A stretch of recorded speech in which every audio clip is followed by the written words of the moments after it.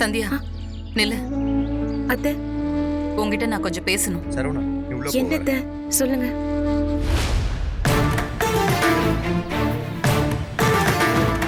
மனசுல கொஞ்சம் கூட வருத்தம் இல்லாம என்ன நேருக்கு நேர் பாக்குற அளவுக்கு அழுத்தக்காரியா சந்தியா நீ?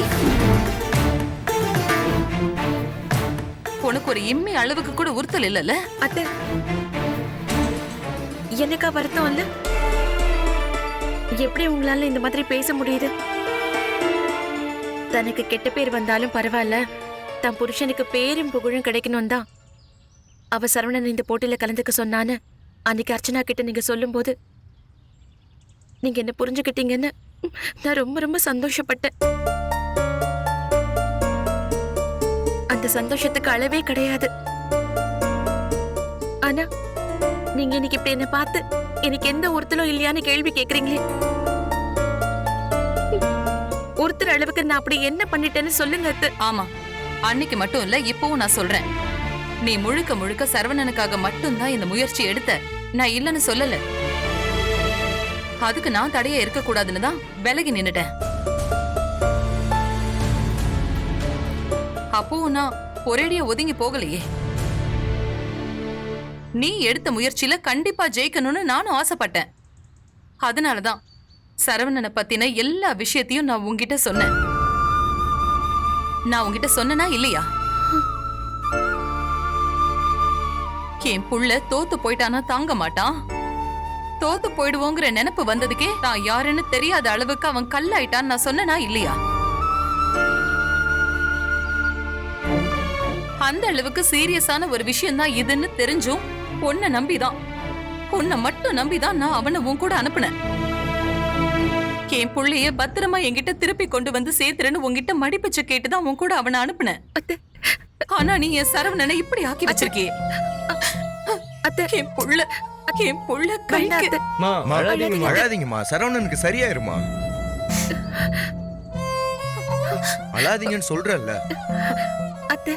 டாக்டர் உங்ககிட்ட என்ன சொன்னாரு? அவனோட கை சரியாயிடும்ல. நீ மத்தவங்க கிட்ட உண்மையை சொல்லலன்னு எனக்கு நல்லாவே தெரியும். என்கிட்ட உண்மையை சொல்லிடு, அவன் கை சரியாயிடும்ல. அத்த நிச்சயமா சரியாயிடும் டாக்டர் சொல்லிருக்காரு. சும்மா சரியாயிடும் எப்படி சரியாயிடும்? என்ன செஞ்சா சரவணன் மாமா கை சரியாகும் அத சொல்லு. டாக்டர் என்ன சொன்னாருன்னு தெரியும்ல. அவங்க ரெண்டு பேரும் தான் பேசிட்டு இருக்காங்கல்ல, நீங்க கொஞ்சம் அமைதியா இருக்கீங்களா? பார்வதி. சந்தியா, இப்ப நீ சொல்ல போறியா இல்ல நானே அந்த டாக்டரை போய் பார்த்து எல்லாத்தையும் தெரிஞ்சுக்கிட்டு வரட்டுமா?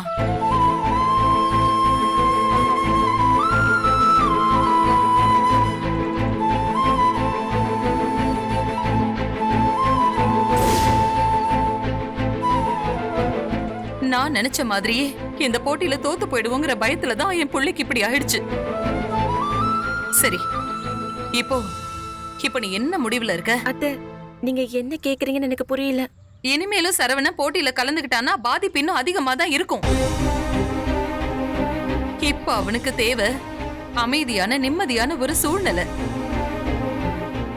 அது அவனுக்கு இங்க கிடைக்காதுன்னு நான் நினைக்கிறேன். பாத்தீங்களா, நான் இப்படி சொன்னதும் இவளோட முகம் எப்படி மாறிடுச்சுன்னு பாத்தீங்களா? இங்க இருந்து கிளம்புறதுக்கு உனக்கு மனசு இல்ல. அவன் இந்த நிலைமைக்கு வந்ததுக்கு அப்புறமும் போட்டி தான் முக்கியம்னு கொஞ்சம் கூட உறுத்தல் இல்லாம உன்னால எப்படி இப்படி நினைக்க முடியுதுன்னு எனக்கு தெரியல. அத்தை, எனக்கு இங்க இருந்து கிளம்ப விருப்பம் இல்ல, அது உண்மைதான். அதுக்கு காரணம் போட்டி முக்கியம் நினைச்சதுனால இல்ல, எனக்கு அவரு முக்கியம் நினைச்சதுனாலதான். இதை என்ன நம்ப சொல்றியா?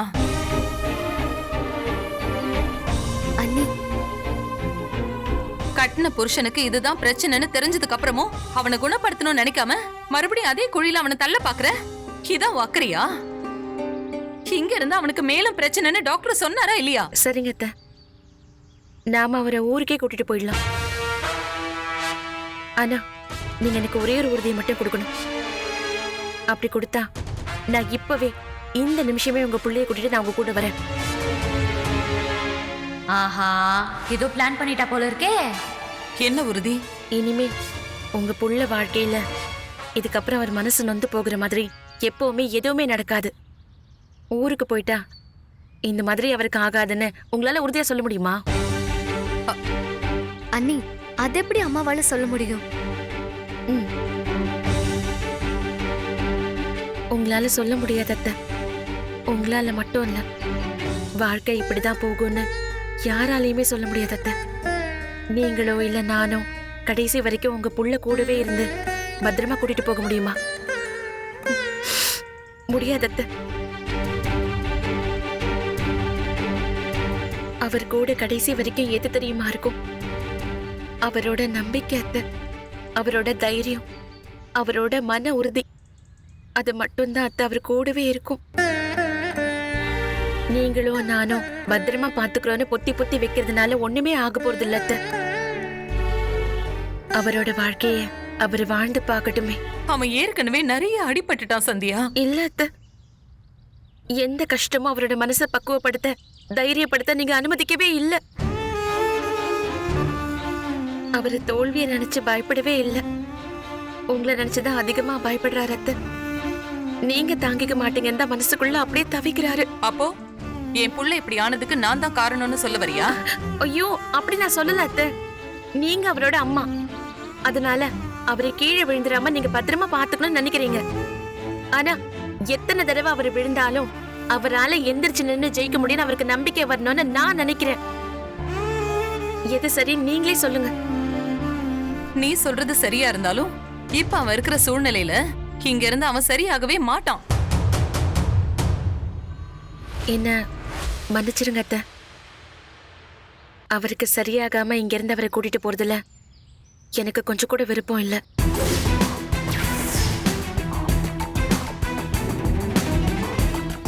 ஏன்னா அவருக்கு எது பிரச்சனையோ அதுவே தான் அத்தை மருந்தும். எங்க விழுந்தாரோ அங்கேயே எந்திரிச்சு அவர் தலை நிமிர்ந்து நிக்கணும். அதுதான் அவர் மனசுல நேர்மறையான ஒரு மாற்றத்தை கொண்டு வரணும்னு நான் நம்புறேன் அத்தை. இதெல்லாம் சினிமால டிவில பாக்கிறதுக்கு தான் நல்லா இருக்கும். நீங்க சொல்றத வேணா ஆட்டோல எழுதி வைக்கலாம், ஆனா வாழ்க்கைக்கு ஒத்து வராது. அது என்ன? வாழ்க்கையில நடக்கிறத தான் டிவிலயோ சினிமாலயோ காட்டுறாங்க. ஆதி, யாரும் முழுக்க முழுக்க கற்பனையிலே எதுவும் சொல்ல முடியாது. வேற மா, அண்ணி சொல்றதும் சரியா கூட இருக்கலாம்ல. அவசரப்படாதீங்கம்மா. அட நீங்க என்னங்க நீங்க? அவர் இப்படியே ஒத்த கையை வச்சுட்டு போட்டியில கலந்துக்க முடியுமா? அவர் போட்டியில கலந்துக்க வேண்டான்னு போட்டி நடத்துறவங்களே சொல்லிட்டாங்கன்னா அதுக்கு முன்னாடி மரியாதையா நாமளே கிளம்புறதா நல்லது. அதேதான், அண்ணி பேசுற டைலாக் எல்லாம் அவங்க நின்னு கேட்பாங்களேன்னு கூட தெரியாது. அதை விட அண்ணன் என்ன நினைக்கிறாருன்னு கேளுங்க. அவர் நான் கலந்துக்கிறேன்னு சொல்லுவாரா? அம்மா கிட்ட உறுதி கொடுக்கணும்னு கேட்டீங்கல்ல, முதல்ல அண்ணன் கிட்ட போய் கேட்டு பாருங்க. டேய், அதெல்லாம் அவங்க பாத்துக்குவாங்கடா. ஆரம்பத்துல இருந்தே பிரச்சனை தான். எல்லாத்தையும் தாண்டி அண்ணன் நம்பிக்கையோட வந்ததுக்கு காரணமே அண்ணி தானடா. அப்படி சொல்லுங்கண்ணே. அவர் இப்பயும் இப்படி இருக்கிறதுக்கு காரணமும் சந்தியா தான். போத நிறுத்துங்க. இனிமே யார் பேச்சையும் நான் கேக்குறதா இல்ல. எனக்கு ஏன் சரவணன் தான் முக்கியம். இதே மாதிரியே போயிட்டு இருந்தா என் பிள்ளைக்கு நெஞ்சு வலி வந்துருமோன்னு எனக்கு பயமா இருக்கு. அத்தை, ஆமா சந்தியா, அத்தை நான் சொல்றது கொஞ்சம். நீ எதுவும் சொல்ல வேண்டாம். முதல் வேலையா எல்லாருக்கும் ஊருக்கு டிக்கெட் போடு. நாம எல்லாரும் ஊருக்கு போறோம், அவ்வளவுதான்.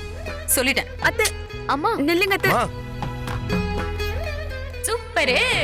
நீங்க வராம இருந்தா இதெல்லாம் நடந்திருக்குமா? மூட்டை முடிச்சியை கட்டிட்டு ஊருக்கு போனதுக்கு அப்புறம் பார்த்து சந்தோஷப்படுற மாதிரி என்னெல்லாம் நடக்க போதும். இன்விடேஷன் எடுத்து கொடுத்ததும் நல்லதுதான். சபாஷ் அர்ச்சனா, சபாஷ்.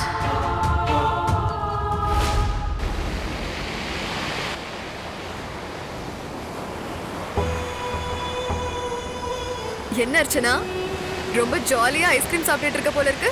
ஐஸ்கிரீம் சாப்பிடுறியா? வேண்டாம் வேண்டாம். உங்க வீட்ல ஒருத்தர் மயங்கி விழுந்து ஹாஸ்பிடலுக்கு தூக்கிட்டு போய் எவ்வளவு பெரிய பிரச்சனை நடந்திருக்கு. அந்த கவலை கொஞ்சம் கூட இல்லாம ஐஸ்கிரீம் சாப்பிட்டுட்டு இருக்க. ஐஸ்கிரீம் சாப்பிடுறதே அதுக்குதான். அப்போ என்னமோ பெரிய சம்பவம் நடந்திருக்கு. சம்பவம் தான் சல்மா, நான் நினைச்சதை விட பெருசு. சரவணனுக்கு ஒரு கை முடியாம போயிடுச்சு. முடியாம போச்சுன்னா என்ன பக்கவாதமா? அப்படிலாம் இல்ல, இந்த வயசுல எப்படி பக்கவாதெல்லாம் வரும்? டாக்டர் என்ன சொன்னாரு? ஓவர் டென்ஷனு, இந்த பயம், அதனால இப்படிலாம் ஆகுமா.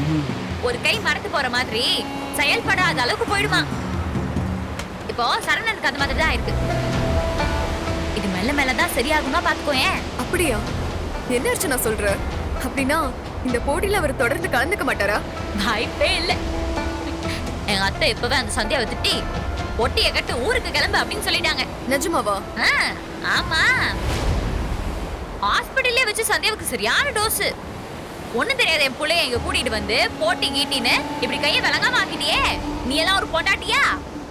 ஊனா அப்படி ஒரு கத்து. இப்ப கூட சந்தியா கூட சண்டை போட்டு தான் போனாங்க. சந்தியாவை திட்டினாங்கன்னு சொல்லும் போது கேட்க சந்தோஷமா இருக்கு. இருக்குல்ல? ஆனா சரவணனுக்கு கை முடியாம போற அளவுக்கு பிரச்சனை ஆயிடுச்சு. அவர் பாவம் இல்ல. அட அதெல்லாம் ஒண்ணும் இல்ல. நீ அவங்களுக்குலாம் ரொம்ப இறக்கம்லாம் படாத. கிட்டத்தட்ட இதுங்க 2 பேரும் ஒரே டைப் தான்.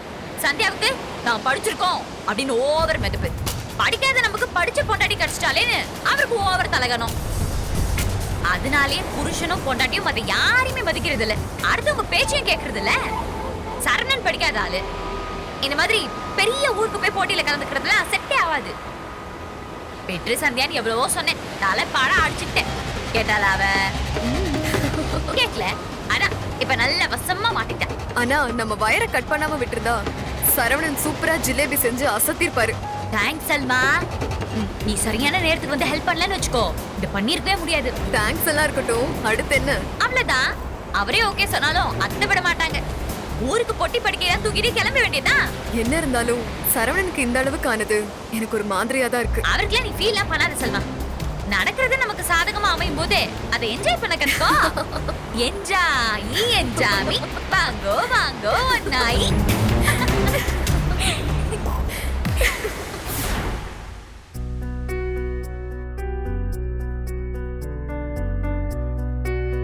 இவர் ஹாஸ்பிட்டல்ல எல்லார்கிட்டயும் பேசினதை பார்த்தா தைரியமா இருக்கிற மாதிரி தான் தெரியுது. ஆனா அத்தை கிளம்பிதான் ஆகணும்னு சொல்லிட்டாங்கன்னு தெரிஞ்சா என்ன பண்ணுவார்னு சொல்ல முடியாது. இவர் கை சரியாகணும், இவர் போட்டியில கலந்துக்கிட்டே ஆகணும். என்ன பண்றது?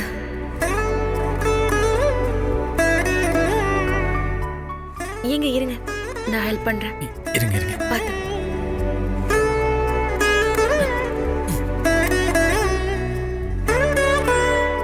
நல்லா தூங்குனீங்களா? இப்போ கொஞ்சம் ஃப்ரெஷ்ஷா இருக்கா? தேங்க்ஸுங்க. எனக்கு எதுக்கு தேங்க்ஸ்? சரி, சாப்பிட ஏதாச்சும் கொண்டு வர சொல்லவா? உங்களுக்கு பசிக்குதா? இல்லைங்க, வேணாம், பசிக்கல. ஒருத்தரையும் காணோமே. அது நீங்க தூங்கிட்டு இருந்தீங்கல்ல, தொந்தரவு பண்ண வேண்டாம்னு சொல்லி எல்லாரும் அந்த ரூம்ல இருக்கன்னு போயிட்டாங்க. ஏங்க கொஞ்ச நேரம் வேணா வெளியில போய் நாம நடந்துட்டு வரலாமா? உங்களுக்கு கொஞ்சம் ரிலாக்ஸ்டா இருக்கும். இல்லைங்க, வேணாம். இந்த கையை வச்சுக்கிட்டு எங்க போறது? பார்க்குறவங்க எல்லாம் ஏதாச்சும் கேட்பாங்க. ஒவ்வொருத்தருக்கும் பதில் வேற சொல்லிட்டு இருக்கணும். அதுக்காக இங்கே இருப்பீங்களா? எப்படினாலும் வெளியில போய் தானேங்க ஆகணும். யார் கேட்டாலும் நான் பதில் சொல்லிக்கிறேன். நீங்க வாங்க, முதல்ல வாங்க. சரி இருங்க, நான் சட்டை எடுத்துட்டு வரேன்.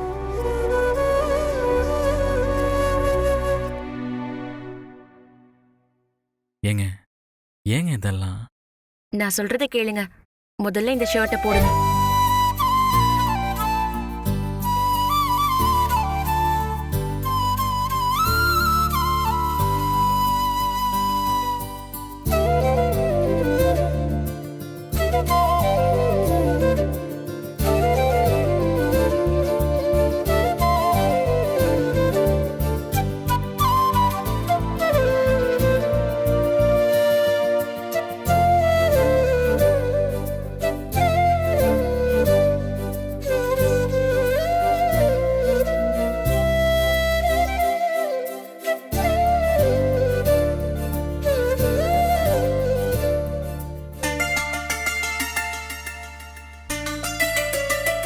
இவ்ளோ பெரிய ஹோட்டலு எல்லாமே ஓசில கிடைச்சிருக்கு. சாப்பாடுலாம் பாத்தீங்கல்ல, நேரத்துக்கு கூப்பிட்டு மரியாதையா வந்து குடுக்குறாங்க, அதுவும் விதவிதமா. ஏய், ஆ, எல்லாம் அண்ணா அண்ணியால. பா ஆரம்பிச்சிட்டாரு. இப்ப எதுவுமே இல்லாம ஆக போது, அதுவும் அண்ணனாலதான். ஆமா ஆதி, ஏற்கனவே அத்தை கிளம்ப சொல்லிட்டாங்க. சரவணன் மாமாக்கு ஒரு கை போயிடுச்சு. ஒத்த கைய வச்சுக்கிட்டு அவர் எப்படி மேற்கொண்டு போட்டியில கலந்துக்க முடியும்? ஊருக்கு கிளம்பிதானே ஆகணும். அது மட்டும் இல்ல, இத்தனை நாளா ஊர்ல ஸ்வீட் ஸ்டால் ஆச்சும் நல்லா போயிட்டு இருந்துச்சு. இப்ப இங்க நடந்த எல்லாத்தையும் ஊர்ல இருக்கிறவங்க டிவில பேப்பர்ல எல்லாத்தையும் பாத்துருப்பாங்க. திரும்பவும் பழைய கூட்டம் வருமானும் தெரியாது. அர்ச்சனா, இப்படி மனசாட்சி இல்லாம பேசாத.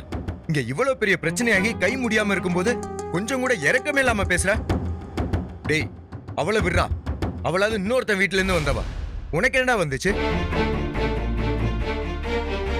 இத்தனைக்கும் நீ படிக்கிறதுல இருந்து வேலைக்கு போற வரைக்கும் சரவண உனக்காக எல்லாமே பண்ணிருக்காண்டா. அத மறந்துட்டு நீயே இவ கூட சேர்ந்துட்டு பேசுற.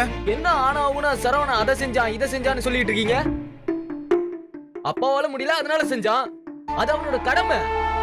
மூத்தவனா பிறந்தா இதெல்லாம் செஞ்சுதான் ஆகணும். அப்படி எந்த அவசியமும் கிடையாது ஆதி. உன்ன மாதிரி ஆட்கள் கிட்ட இருந்து நன்றி மரியாதை கிடைக்கும்னு நினைச்சு எந்த அண்ணனும் குடும்பத்தை பாத்துக்கிறது இல்ல. என்ன பார்வதி முச்சு விடாம பேசுற? இல்ல நீ மனுஷங்களா இருந்தா கொஞ்சமாச்சு ஈரத்தோட பேசணும். அதான் என்னால முடிஞ்சதை நான் பேசுறேன். பார்வதி வர வர நல்லா பேசுற. இப்பதான் என் மனசு குழு குழுன்னு இருக்கு. ஆமாங்க, என்ன தவிர வேற யார் பேசினாலும் உங்களுக்கு குழு குழுன்னு தான் இருக்கும். விடுங்க நீ. இருக்க போறது ஒரு நாளோ இல்ல ஒரு மணி நேரமோ. இந்த இடத்துல சந்தோஷமா இருக்கிறத விட்டுட்டு எதுக்கு மூஞ்சில அடிச்ச மாதிரி பேசினாலும் நான் பேசுனதுதான் உண்மை. ஆமா, அப்படி என்ன உண்மையை பேசிட்ட நீ? உங்க அண்ணன் போட்டியில ஜெயிக்க மாட்டாருன்னு சொன்னான். அது உண்மைதானே? 2 கையும் ஒழுங்கா இருக்கிறப்பவே அவர் ஜெயிக்கல. பரிதாபப்பட்டு யாரோ போட்ட ஓட்டுல தான் ஜெயிச்சாரு. இப்போ ஒத்த கைய வச்சுட்டு என்ன பண்ணுவாரு? அப்படியே கலந்துக்கிறேன்னு சொன்னாலும் அத்தை இதுக்கு மேல விடவே மாட்டாங்க. நீயும் இவனும் ஊருக்கு கிளம்புங்க. நாங்க 2 பேரும் நிம்மதியா போட்டியை பார்த்துட்டு வரோம். சரியா? என்ன சிரிப்பே? சரணன் மாமா தோக்க தான் போறாரு. ஊருக்கு போனா நம்மளும் சேர்ந்துதான் அசிங்கப்பட போறோம். வந்ததுக்கு அதான் மிச்சம். ஒவ்வொரு தடவையும் உங்க கேலி கிண்டல் எல்லாத்தையுமே தாண்டி அண்ணன் ஜெயிச்சுட்டே தான் இருந்திருக்காரு. அத பார்த்து ரொம்ப டயர்டா இருந்திருப்பீங்க. இந்த தடவை அண்ணன் ஜெயிக்கிறத நல்லா தெம்பா வந்து பாருங்க. அண்ணன் பேரை சொல்லி இன்னும் நிறைய வந்து சாப்பிடுங்க. அந்த அளவுக்குலாம் நீ எதிர்பார்க்காதண்ண. இவங்கெல்லாம் திருந்த வாய்ப்பே இல்ல. நான் இவங்க 2 பேரையெல்லாம் நம்பவே மாட்டேன். மரியாதை கொடுக்கறான்னு பாரு.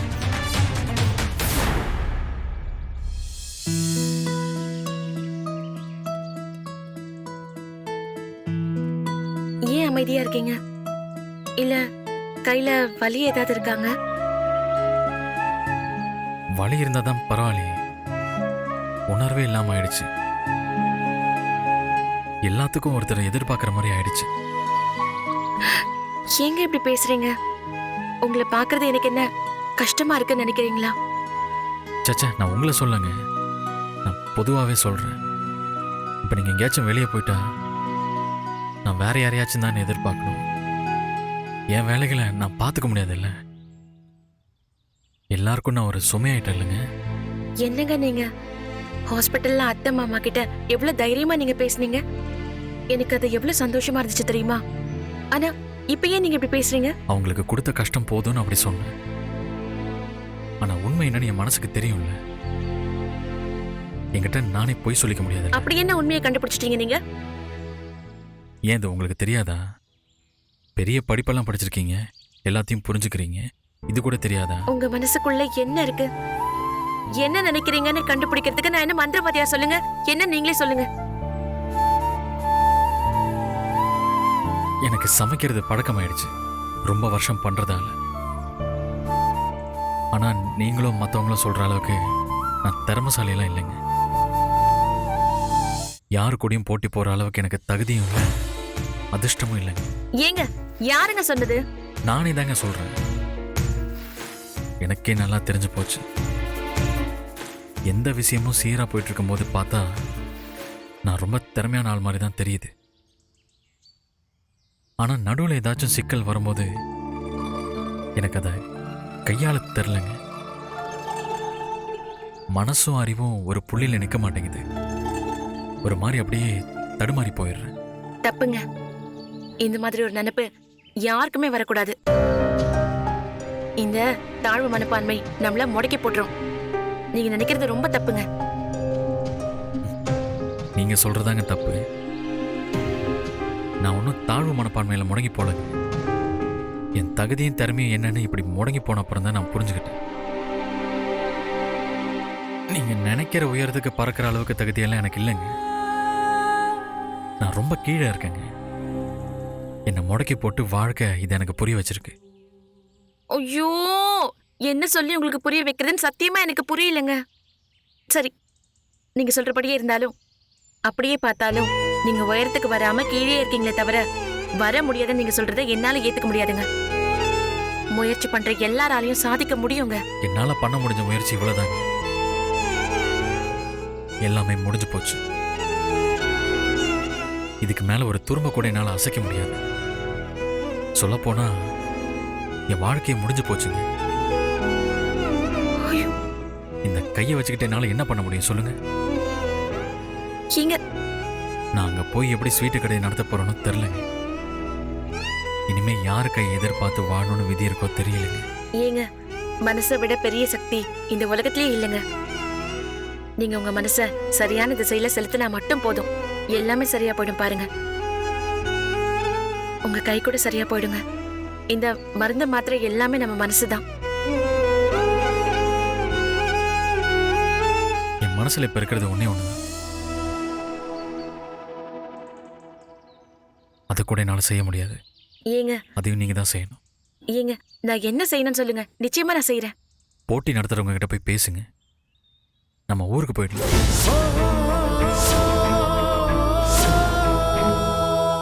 இதுக்கு மேல இங்க இருக்க எனக்கு பிடிக்கலங்க. ஏங்க, தயவு செஞ்சு எனக்காக இதை மட்டும் பண்ணுங்க.